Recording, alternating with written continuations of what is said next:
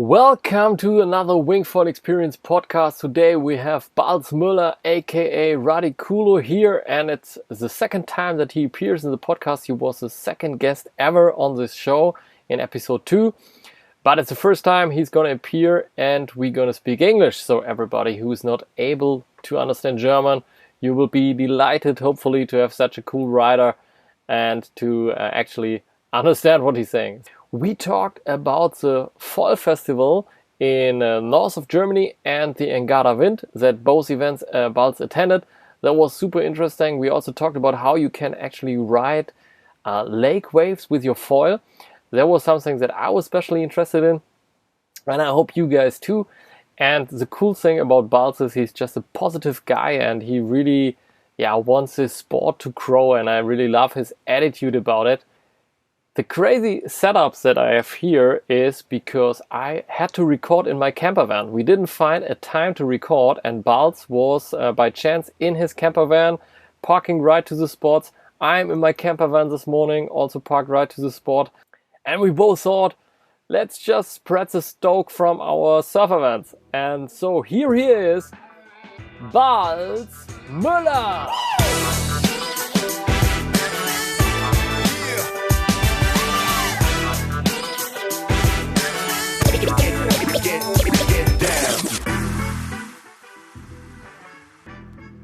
Welcome to Balz Müller, aka Radiculo. How are you, man?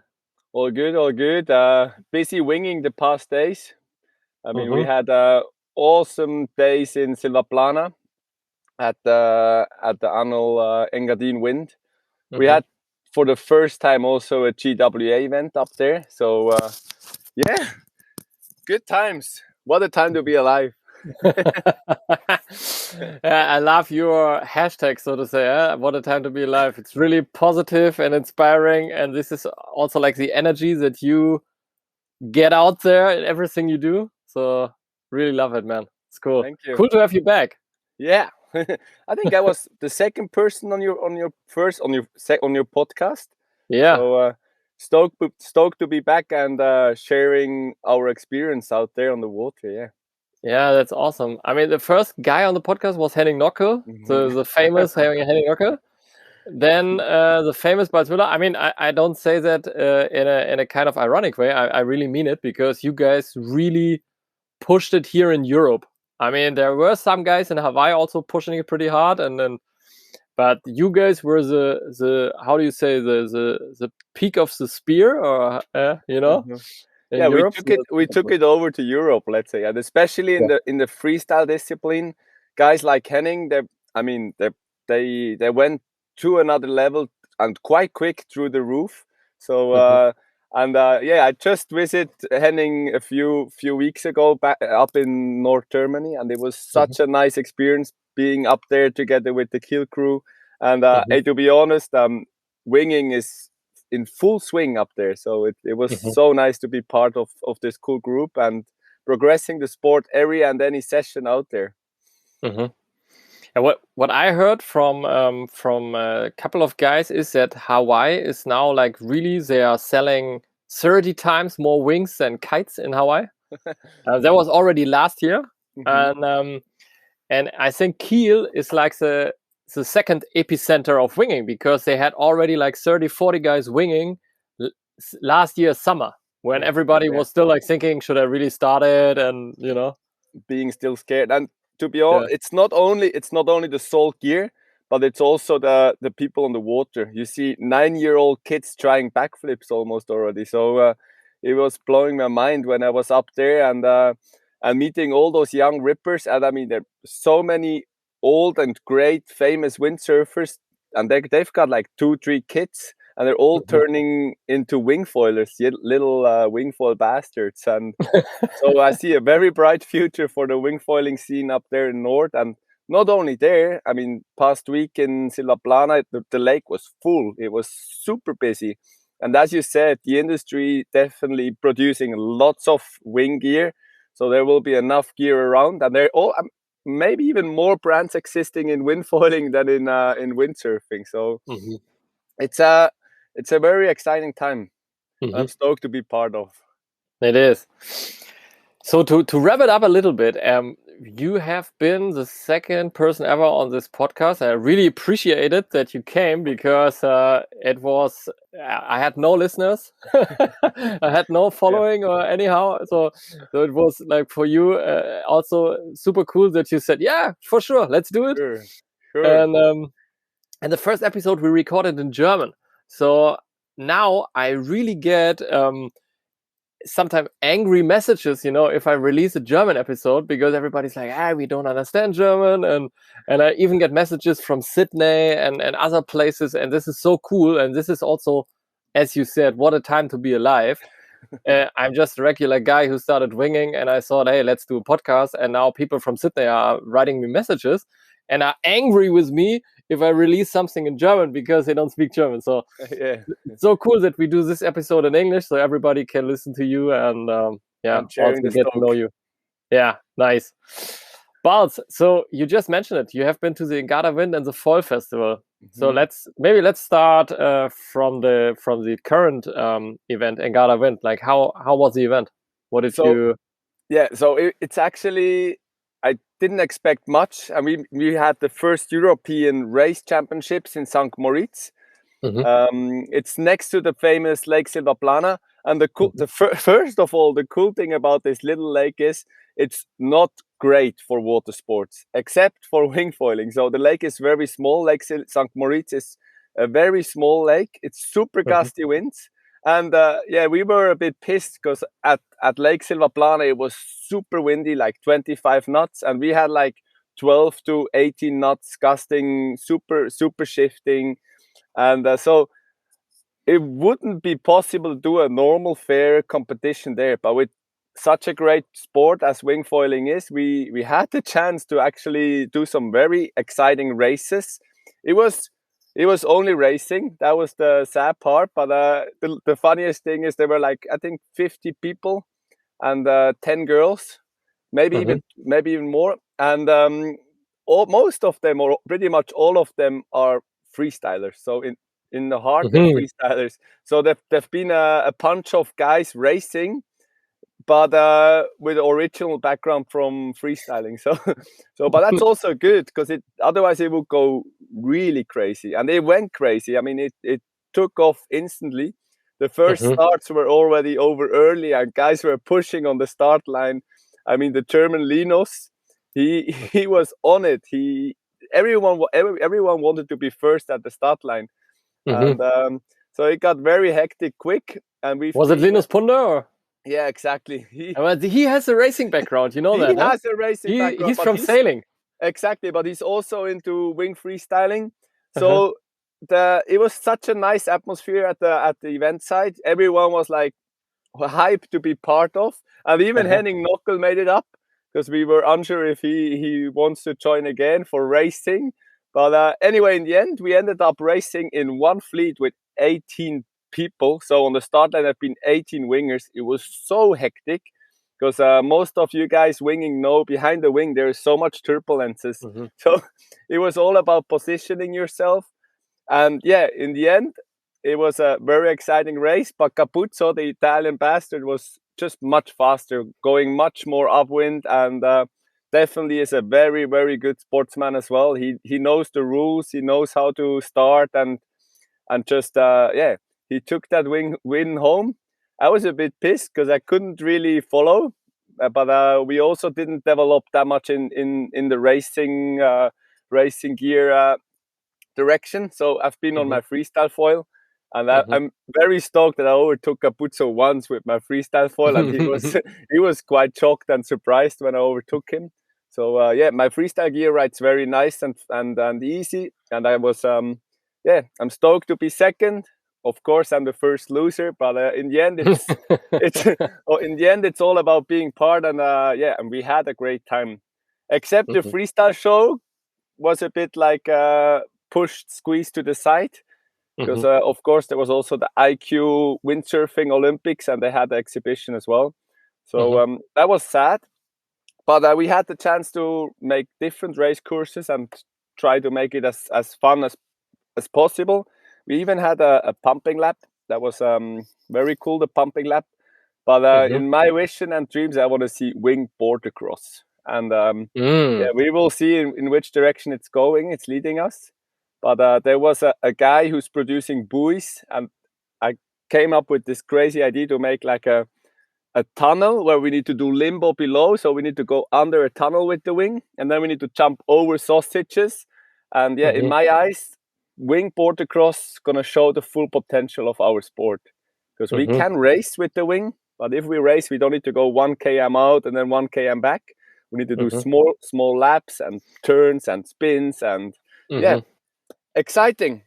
And then the border cross idea is something that Henning also mentioned last year already. He didn't call it border cross, if I recall correctly, but he also said, like, if you just do racing, the guy with the fastest gear is always going to win. So it's not about skill and not about, and also people are excluded. Like, I could not attend a race because I don't have the specified gear. So that's definitely true. And I mean, me as second, I can always say, hey, Capuzzo, he just won because his foil was freaking fast. And I need to put my head off because they produced it within 1 week or 2 weeks. They produced a very fast foil exactly for those conditions. And I mean, I raced with him just a month ago in Germany, and it was the opposite. So I was ahead with my new 740 foil. It's a very small foil, but we had very strong wind in Schönberg. So it was the opposite. He was behind me and he couldn't overtake me. And it's almost impossible to overtake a winger. If he's a skilled winger and he knows how to fool around with you, he will always squeeze you up or downwind. So, and then it ended up that he was like at least 5 km faster than me on my freestyle foil, and I had no chance to go down or upwind of him, except this one time when he was a bit too chilled, and then I could overtake him, and then it was the game changer. No, and but Capuzzo is sorry, yeah. That's why I mean, that's why I agree with Henning, and I don't want to see Formula One. It's definitely the biggest supporters. They produce the fastest gear, and I mean, my brands, they're also into producing fast gear. But me personally, I'm into producing easy gear, and I want to show the sport as fun as it is, and not really going into course racing where people need to be at the beach with the binoculars and watching 100 km out there someone who doesn't even know where he needs to ride. So that's why let's hope we're gonna bring some. In windsurfing, it used to be Super X, where they had to involve tricks into course racing. Let's see. But Capuzzo would be also good in course racing because he's a badass freestyler as well. So yeah, he's a Roberto Ricci rider, isn't he? Exactly, he's on Roberto Ricci, and he's also a very, very good strapless freestyle kiter, and of course a very good windsurfer. I mean, I'm windsurfing. I'm competing with him in freestyle windsurfing since 12 years. So, and we're always like this. So it was very cool to finally get up with him again in wingfoiling. And I mean, big names like Goito Estredo, they were all there. He actually kicked out Goito in Germany, in Schöneberg. And then Goito came up to Capuzzo and he was like, I didn't thought the level would be so high already. And Capuzzo is kind of the number one now at Roberto Ricci, and nobody expected that, because when Goito was signed, I thought, okay, he will be now the big guy. Like... Yeah, yeah, definitely. They still are. I mean, Capuzzo is since years riding for Roberto Ricci, so he's growing into it. No, but it's nice to. I mean, I never thought. For me, winging at first was just a fun sport. And now I sort of start feeling a bit of rivalry. So I feel like there's maybe some bad connection. Oh, now we got it. So yeah, I felt like there's some rivalry going on with Tituan. Do we have still connection? So right. So back after a little break, because my that's something that we actually didn't mention, Balz. Mm-hmm. You just texted me today and you said, "Hey, I'm in my camper van, but my internet connection should be fine." And I said, "Hey, I'm also in my camper van." And yeah, but my internet connection was not fine right now. My battery overheated, but now we're back in the game. Back in the game, and yeah, as I mentioned just before the break, for me, I thought winging gonna be my hobby, my passion next to windsurfing. As a professional windsurfer, I'm supposed to train for windsurfing and yeah, live from it and work hard to be as good as possible. And now in the last few weeks, it turned actually the game, and now it feels like I'm fully professional into winging, and it's crazy in such a short time. Even some rivalry started to grow, especially with Tituan, who's on top of the game as well. And I mean, it's insane that in less than one season, this sport completely changed my life, and now I'm stoked to go windsurfing sometimes, and almost not finding time to go kite surfing anymore. But as I already mentioned many times before, I love water sports, and I love any kind of water sports discipline. And for me, it needs to be fun. I'm not that much of a. I'm very competitive, but I'm very bad in losing. I would say like Henning as well. He's getting so quick angry if he doesn't perform, and it's weird because in winging I don't feel like I'm getting angry if I'm losing, because I just see how quick everything develops, and if I see Tituan doing an awesome backflip in my heat, I'm just stoked for this sport that something like this is happening. And now the same with Capuzzo. I was just stoked to see how quick this sport is developing, and yeah, that the possibilities are actually insane and just blowing my mind. So yeah. Now back to the first question. Yeah, we've been the past 2 weeks at the Engadawind in Silaplana, and it was such an awesome show. And beside the GWA racing, we also had windsurfing, the foil freestyle windsurfing world championships, and it was a fun experience again. My brother was also up there, and he's a very, very good foil freestyler. So together we were pushing also the windsurfing part, and Nice.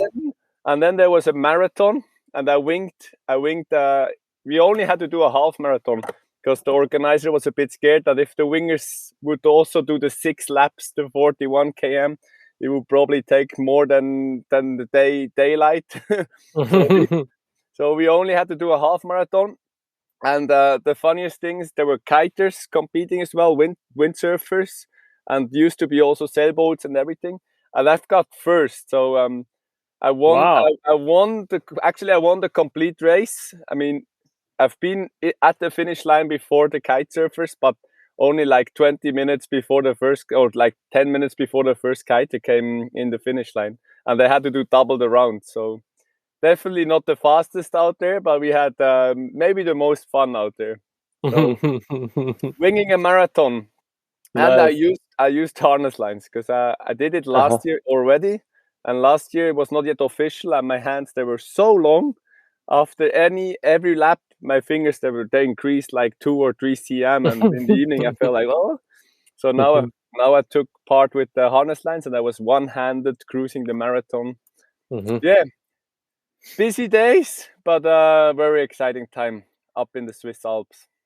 Funny that you mentioned the harness line, because I tried to ride with a harness the second time yesterday. I tried it already sometime last year with a 7 square meter wing, because I thought, hey, the 7, it's not fun, it's so heavy. And yesterday I tried it with my 4, and I really liked it. But what I didn't like is when I'm pumping the wing, you get the harness line in the face, and when you try to do and the leash is connecting with your harness lines and everything. So that's after the marathon. I was still free sailing a bit, and I was having a fun freestyle session with the NC's boss, with Carl. So I was with the harness lines, and I was showing him off, like riding one-handed in front of him, just to show him that it might be good to develop in this direction as well. And after 5 minutes doing tricks and cruising around, I realized, boy, those harness lines, they're annoying me. And then I took them off again.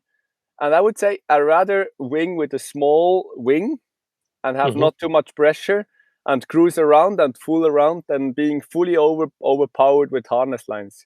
So, but we will see in which direction it will lead us. I've got the feeling harness lines, they're not bad, but yeah, let's see. Maybe there's I mean, from our side, I know there's a harness, many harnesses getting produced from different brands, but like small harnesses, because you don't really need a big kite or windsurfing harness. But yeah, let's see. Yeah, what will come up next. Yeah, for me, the harness was not the issue actually. For me, as you said, the lines are kind of annoying because they connect with your leash, and they also connect. The leash then connects with your harness hook, and so it's kind of a little bit more hassle. But I felt like, hey, if I would do like, let's say, going around an island or something like that, I would for sure use my harness, because it's just so more relaxing to just go straight. And you can ride one-handed or even no-handed easy. Yeah. I mean, it's definitely the free riders. Let's say the free riders. We're all free riders in a way, but for just cruising along, it's so much nicer with the harness. But yeah, let's see.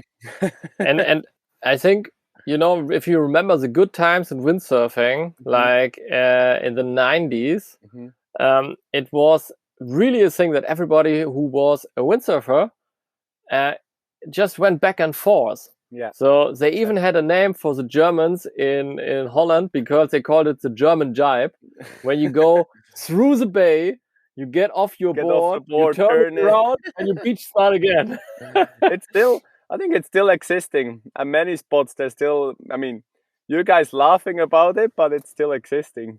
But it's not only the German jibe. I mean, in winging as well, I think people will get into foiling, and I mean, the access is very easy on the Wingfoil, and definitely the jibe gets harder, but going straight is possible for most of the people. So we will see, but it's gonna be scary as well. And I had a junior clinic up in Silvaplana for the kids, the local kids up there, and there've been 3 very young kids. And first of all, they were surprised that we need to ride not only in one direction, but we need to ride back.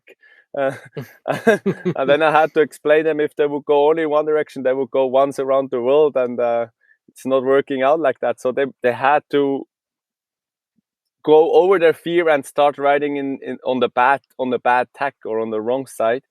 And I was also trying to get them not into the toe side position, because otherwise it will be, I mean, personally, I like it if people are able to ride on both sides. It's a very interesting point, because especially in racing, guys like Henning, he's very strict, only a regular rider. And when you're riding toe side and you want to race someone on toe side, you got no chance going upwind. So, as I mentioned it already many times before, I'm riding with 2 straps in the front, and that makes it just easier to ride.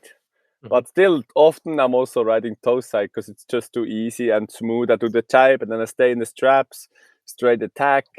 So it's just always good if you really want to get into something. It's always good to start training on the bad side as well. Yeah. Till it becomes your good side. Yeah. So for sure. But that takes time. Yeah, maybe to wrap up the harnessing, I also feel like I need so much less space than when I'm windsurfing. So when I'm windsurfing and I do a short run, I might use 200 meters, something like that, and then you jibe again or you do a maneuver. But for winging, a short run for me is 20, 50 meters. Maybe less, even less. Maybe less, yeah. So on some spots, we have some... sometimes we have to wait because there is a bargain coming by or a ship, and then everybody's waiting. But when you're winging, you can just use 20 meters and you still do your maneuvers. Stay at the beach, and cruise around. That's why I also don't need the harness, because mainly if I'm freestyling till I'm hooked in, I would already jump the first trick. And in windsurfing, it takes so much time to get going. I mean, on the wing you can also already do a backflip when you're not even in both your foot straps in windsurfing. That's definitely an upgrade for in the wing sport. Yeah, you don't need that much room and space. Yeah, and you don't need the harness when you're freestyling. Yeah, for sure. Yeah, exactly. Awesome. Exactly. Yeah, Balz, you also mentioned the Foilvestival. Let's talk about that one. There was freestyle racing. Anything else? No, huh? We had a fun race in expression. the end with everyone. That was also nice. And yeah, of course, lots of testing as well. But for me, the festival itself, it was very nice. It was so nice to see all those motivated and very inspiring persons up there, because it's as already said many times before, winging, it's not only one sport, it's connected from many different water sports. So I met kite surfers, I met windsurfers, and it's so nice to see how the whole group is connecting together and getting into one sport now. And yeah, it was just an awesome vibe up there. And I was stoked to be part. And first I didn't want to go because I didn't know what to expect, and now I'm super stoked that we took the drive and we went up north and had awesome holidays on the Baltic Sea. Yeah, nice. And the conditions were pretty gnarly, from what I heard, offshore and gusty. We were hoping for more sideshore conditions, but apparently this spot would show a lot of seaweed. So with the offshore wind, it was maybe the best for a fair competition. But as you mentioned, it was very gusty, and with the houses in the background, it felt a bit like in Sylt, because Sylt with east wind can be also ridiculous. But the good thing about winging, it was still suitable winging conditions, and we had a very busy weekend. It was 4 days full on windy. I was anyway surprised how much wind is up there in the north, and you don't really want to believe it when you see all the stories of the rippers up there, but they're on the water, I would say 5 days a week, and not joking, always on the water. And yeah, it was good being part, and yeah, very nice vibe. It was cool. And did you see any differences between the riders, like who could cope with the gusty conditions more or less? Because I feel like if you ride always in the perfect spots, you actually lose this ability to adjust to these gusty, gnarly conditions. Yeah, definitely. And we were joking and laughing with Goito, because Goito, he was on a 60-liter board, and he was in the water till his belly. And most of his heats, he was just flying like 2 minutes of an 8-minute heat or a 6-minute heat. And and the judges were telling us, hey guys, it's gusty. Make sure you're gonna show a good show. And I was using my 80-liter board, and usually I'm also riding the 60-liter board. But up there, I just had to adapt and take my bigger board. And with the bigger board and the bigger foil, you always fly. So it's definitely also choosing the right gear. And with the right gear, we had awesome conditions. Two friends of mine from the Netherlands came along on their way to Lake Garda and Comasay, and they stopped by here, and we went on a spin on the lake. And I didn't realize how special the conditions are on our lake, because they couldn't get flying the first hour. And they're pretty good. They're pretty okay wingers. You know, they're not like super professional, but they're really decent wingers. And they told me afterwards, like, oh, we have never seen so low wind with such high gusts, and they had to adapt to it. And I thought, oh, this is interesting, because these are the conditions that I'm used to. Most for me, of it's a the normal day. Most of the. Well, that's a good thing with the wing sport. If we got, like, let's say a 7 to 8 knots gust, we can get up flying. And then when we got 4 or 5 knots, so almost no wind, we're still flying. And yeah, that's what's so nice about winging. And my spots, I think it's pretty much the same like at your lakes. It's just gusty winds, and you need to take the chance and take the gusts and go full power and just pump yourself up, and then you're flying maybe 1 hour. And otherwise, if you don't take this gust, you may be in the water 1 hour. So, but I would say that's also the difference if someone from Maui is riding at our lakes. they're too silly pumping a 20-meter gust to get flying, because they're riding in 20 to 40 knots, and we're riding in mainly 5 to 10, 5 to 20 knots. But still, I don't know what's the lowest wind limit, but it's insane how many days we can spend on the water nowadays with the wing. Yeah, if you develop the technique, of course, you need a. I feel like I'm getting better and better and better, but I'm still not where you guys are, obviously. So you can actually push down the limit. And I also noticed that now when I'm improving, I can already ride my 4 meter a lot more days, and I don't need my 6 as much, but still, if the wind really goes low, I can't manage to get up, so it's still, there's room to improve. So yeah, there's room to, and so you need to practice the dock start with the wing. Yeah. Then you can fly in no wind. we were doing a few fun laps like this in Silvaplana in board shorts and on the small bumping boards. So if you would drop down, you would swim all the way in the freezing 14 degrees water lake. So it's definitely a good, bump foiling is anyway a good training. And I see a big hype at the moment in bump foiling, because it's connecting surfing and winging and everything together as well. And it's just such a good training. So anyway. Yeah. Let's switch gears and let's talk about backflips again. Because last time we recorded, you had recently landed the first backflip in Europe. And I think, if I recall it correct, you have been the third person in the universe to land a backflip. I think it was the Spencer. Which of the brothers was it? Hard to say. I would say Jeffrey. Yeah? Jeffrey, yeah. Finn. I think it was Jeffrey. Yeah. Jeffrey was Kai pushing Lenny. hard, and then Kai, and then Finn as well was going into it, and then the brother of Kai, definitely. But I would say I was one of the top 3. Yeah. Yeah. So then you landed your. Still, I need to say my backflip from back then was more like a back loop, and now I'm managing to do both styles of flips or loops.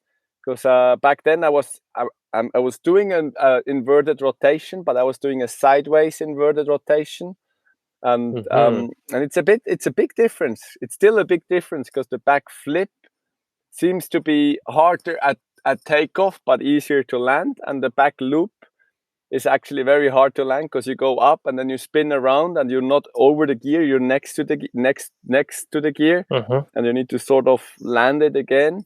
So a clean landing on a back loop is very hard. And that's also a fun point, mentioning the names of the tricks: back loop, back flip. We still don't know how we call those tricks. And we're still waiting for the Trictionary. So shout out to Rossi that he's hurrying up and bringing us the names, so we know what we're talking about. That's for sure. Yeah, and the crazy thing is that since you landed that backflip, it seems like everyone is doing it. It seems like a lot of people are doing it, but on the other hand, it also seems like a lot of people are not doing it. So it's kind of a bias that you see on Instagram. And like Benjamin Mai, pretty young duathlon rider, he landed a couple of backflips recently, and he was super stoked about that, and that is so cool, But on the other hand, a lot of very, very good riders didn't land it. So you mentioned that, and so it's kind of crazy, because it's a maneuver, I guess, that is kind of not so technically probably, but it's crazy to do it. It takes the balls to take off and just go with your head backwards. And the craziest thing about the back flip, as you just said, it's not the hardest rotation or the hardest move, because there's almost no wind in the wing. So what you need to do is you actually put your wing in off, and the takeoff is the most important part. So when you're going down, and from the moment you take off, you just need to push with your back leg and lean backwards and The best is if your foil is not even released the water yet, and your head is almost touching the water already. So it's a it's a it's a trampoline rotation, and a trick you might can learn and train on the trampoline. And once you got the click, it's definitely not a hard. I mean, not an easy trick, but also not one of the hardest tricks. So crazy. But it takes a few wings to get there, and that's well, that's it. Well, like any other tricks and any other sport as well, you need to go over your fear and just push as hard as possible to making it happen. Something that I noticed about the backflip, but please correct me if I'm wrong, yeah, is Tituan Galea, he seems to, like elegantly just do them in whatever he does. So you see him riding down a wave, and on the way back, he's just backflipping, and then, or I don't know, probably when he goes to pick up the bread in his bakery, he's probably also doing a backflip. I don't know. Exactly. And he's moving like a cat, and he's not that small, and it's nice to see and funny to see how elegant he can move. But that's why I'm a bit angry that he's not pushing more for this. I mean, he's mainly into wave riding, and I mean, I love wave riding as well, but it would be nice to see him also a bit more involved in trying new windsurfing new windsurfing tricks. And rumors saying that he could probably land the double backflip since weeks, but he's not trying it yet. So he needs someone to push him to go for the double backflip. But yeah, I mean, many people now landing backflips the way he does them. Like Maxim, for example, he rides 40 meters, he does a backflip. He fully flies through, and after 10 meters, he does the next backflip. So the rotation, the trick is unlocked. Now it's just a matter of time till everyone gonna jump that flip as well. And then the front flip came up into the game, and also a bunch of guys landing the front flip now on lock. So, boy, insane. Yeah, man, that is my question basically. Like, do you also land backflips as casual as Tituan is doing it, or is it for you a different thing? For me, it's a different thing. On the smaller wings, I'm landing it on lock, but my rotation, this back loop rotation, I haven't unlocked this rotation yet, and I think no one did, because also, as you mentioned before, Benjamin, I saw him trying this trick as well, and it's a gnarly crash. So yeah, there are different styles of any trick, and that's the nice thing about winging. You're unconnected with the power, with the wing, the wing is not connected with the board, so anybody can do it in his own style, which is nice and also crazy. Yeah. And so talk us through maybe a little bit, like when this new trick came. So backflips, there were no backflips in winging. And then one guy did it, and you called it unlocked. And basically, then the trick is, it is there, right? Exactly. And then so many people are doing it. Like, how does this work? Like, what's the mindset behind that? Because, like, now so many people are doing backflips. Why didn't they do it before? It's a good point. I think it always needs someone who's showing the world what's possible, and I'm always mentioning the craziest thing about the wingfoil sport is 1 year ago, most of the things we're doing now were not even existing yet. So we're actually pioneers in a funny and crazy way, because we're doing something that's never been done before, and it's always easier to watch someone and learn from watching than actually dreaming it and then trying it. And with many of my tricks, I was dreaming them first and then trying them on the water, and it's much harder than watching a clip and you see someone doing it and then you can adapt to the key points. So it's a very important and nice point as well for learning. It's always good if you're able to analyze something, and if it's not existing yet, it's hard to analyze something. So that's why it's such a nice time to be part of this cool new sport. Nice. And something that I always felt in winging, that's for me different to kite surfing and windsurfing. Like when I learn a trick in another sport, I unlock it for myself, so to say, and then I practice it and I get better at it. But with winging, I feel like I can once I master a trick, like really not just do it 1 time, 2 times, and once I master, let's say the tag, I really practiced a lot of tags, and I was surprised how hard it was to learn the tag, because I can tag pretty good on windsurf and kitesurf stuff and strapless, all this stuff. And then I felt like, wow, tag is so hard in wingfoiling. And it took me quite some while to figure out where do I have to put my wing, the timing, the board, the radius. And then it's always different. So it's... Yeah. But once I was able to do it consistently, now I can do a tag closed eyes 1 millisecond after a jibe. Yeah. And that's so crazy, because that's impossible in any other sport.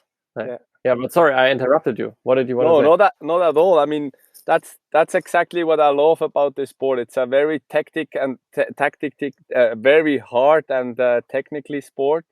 Because I mean, being unconnected, that's one part, and then being on the foil, which is a very unstable feeling. You see it with beginners. Now I feel like, if I'm on my foil, I almost feel like I'm normal surfing. Like it feels like it used to feel back in the days when I was fin surfing.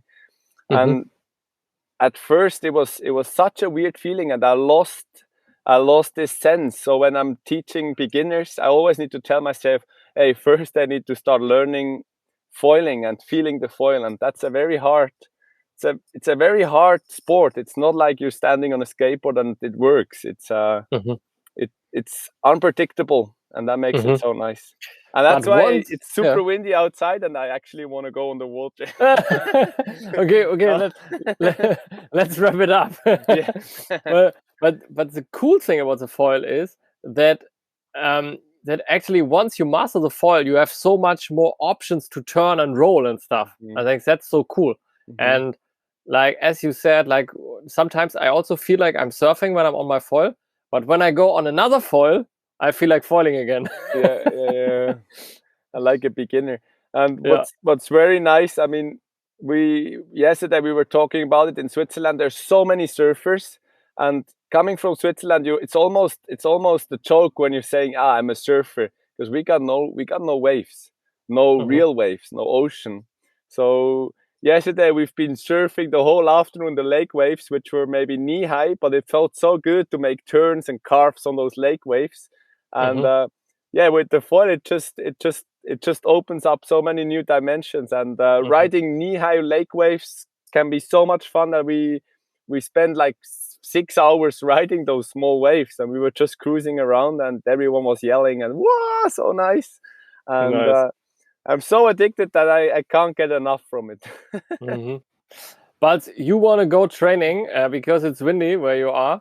Do we have a couple more minutes, or do we need to close it? Let's go through it. And So because you just mentioned the lake waves, and that would be a question that I have in my mind for a long time. Like, how can you actually ride a lake wave? Because they are very weak. You don't feel the energy so much. Like, any tips on that? So going into the wave with a lot of speed is definitely the main key. And then riding an efficient foil with a high speed, but also with a good low end speed. And the foil I'm using at the moment is a 1100 square cm foil, but I feel like I can fly in almost like 12, 13 km. So I'm almost standing still. I can stall it, but then I can go full speed into 40, 50 km. And so the main key is you're riding full speed and you see a chop rolling, and then you accelerate to the max, you let go of the wing, and then you're riding this lake wave. And the main key in riding lake waves is you need to read the waves and connect them. Because when you're doing downwinder, for example, you always need to be behind the wave. So when you see a good wave, make sure you're on top of the wave and not in front of the wave. So reading the water surface is very important, because the main force of the wave, if this is the bounce, if you're here like a normal surfer, you will get no effect. But if you're here at the top or even a bit behind, you're constantly riding down the bump. So make sure you're reading the bumps right, and you're higher up on the bump than too low. And if you see what I'm doing, if you have 2 bumps like this, especially on our lake, we have always like 3 waves, which are very nice, just next behind each other. So you ride mainly on the second wave, and make sure that you don't escape them, because if you're going too fast, you will get rid of them instantly. So I'm riding one wave, I go behind the wave, I take the one behind, I will take the one in the front again. So positioning yourself in the lake pumps is the most important part. And that's super interesting. And why do you have to be high on the bump of the wave? Because the physically effect, I don't know, but probably it's the spins below, and they're spinning. And if you're in front of the wave, you won't get this this foil power effect. So rather be more behind and on top than in front and below. Nice. And I mean, the easiest way to explain is you always want to go downhill. So make sure that you're on the top and not at the bottom. And if you're at the bottom, make sure that you carve back and straight over the wave behind into the one behind the bump you were riding before. So you're almost riding in one place, but going from one pop to the other bump to the other bump. Do you have a video on that on your Instagram? There's some videos where I'm overtaking. Yeah, actually, even on YouTube, there's a clip where we show some nice Swiss rollers. I mean, on Lake Neuenburg, we got some 1 to even sometimes 1.5 meter lake rollers, which are insane. That's very nice. Let's put that in the show notes of the podcast, the YouTube clip. Yeah. Nice. Neuenburger said downwinder. We're doing quite a lot of downwinding now with the wing. Because with the stand-up, some of the experienced guys at the ocean, they do it with the stand-up paddle or even with the prone surfboards. But our waves, they're not consistent enough. And then when you drop down, you're lost. So the wing is very useful, and you can put it next to you and you just enjoy an awesome downwinder. Except when you drop down and there's no more wind to get up again. Yeah. Already happened before. But let's wrap the podcast up. Thanks for your time. I would like to ask you 2 very fast questions. First one, like, what's your leash setup? That's something everybody's interested in. At the moment, I have this belly leash. I have no board leash mainly, but it's I know on rivers it's forbidden to wait, I have a call here. I know on rivers or on the ocean, it's mandatory to use a board leash. But here on the lakes, where there's almost no current, we don't need the board leash. But we're always sailing together. So if you lose the board, a friend of you might pick it up. Or there are a few techniques you also find on YouTube how to get after your board in a very efficient way. No, so I have a belly leash for my wing. It's a cord leash. Very short, but it can extend to 3.50 meters or something. So with this leash, I have actually my hands free and I can swim very quick after my wing, because I don't really like the wrist leash. I feel too close to the wing, and I like when I can let go of the wing and do handle passes and stuff. And I haven't really rode with the belly leash and the board leash, but it's possible that you have the belly leash and then your board leash in the back and your wing leash in the front. So that's the way I ride at the moment. And you don't get tangled in your leash when you turn around and stuff like that? I do get tangled, but it's like when you try something for the first time, it feels awkward, and then with the time, I sometimes have my leash twice around my head, and but I'm always able to untangle. Otherwise, I just do a tack and spin the wing around like the lasso trick, and then I'm untangling myself. But, it's getting used to it, but definitely the leash is the most annoying part of the wing sport. Yeah. And last question: what's your plan for this year? Any big goals? That's a very, very good question, and I'm about to get a baby. My wife Eva, she's soon we will get the craziest and super exciting surprise. Congratulations! Less than in the next 3 weeks. So wow, we're already very nervous, and I would say for me it's like, after many years competing in windsurfing, I felt like it's time for a change. It's time for something new, and My dad used to be a very young father with us, and I'm stoked to hopefully sharing many good years together with my child, also in water sport, or let's see whatever they want to do. I mean, if they're smart, they might get into tennis or something, so they could probably earn money from the sport. But no, it's a exciting new adventure, and I'm stoked.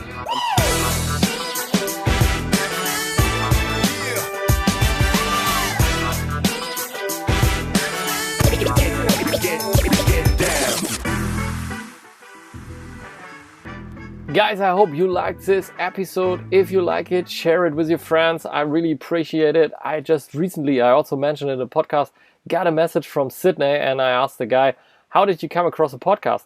And he told me, hey, there was some friend of us who posted it in our WhatsApp group, because we have a WhatsApp group about dog starts, and someone posted your link, and I just clicked it, and he got in touch with me.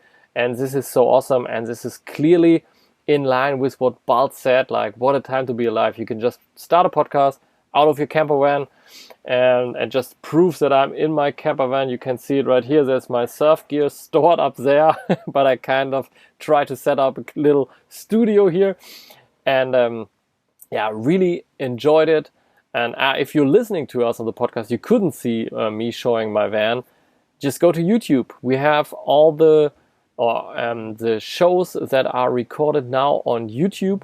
The older episodes are not on YouTube yet. I think I'm gonna do that once I find the time, but I'm super busy with recording new shows, and they all go to YouTube as well, and you can just watch us talking there and explaining with our hands and stuff, and sometimes also doing some screen sharing, but this is very rare because it's a podcast and it should be an audio format that you can listen to when you're in the car on your way to the sport or somewhere else.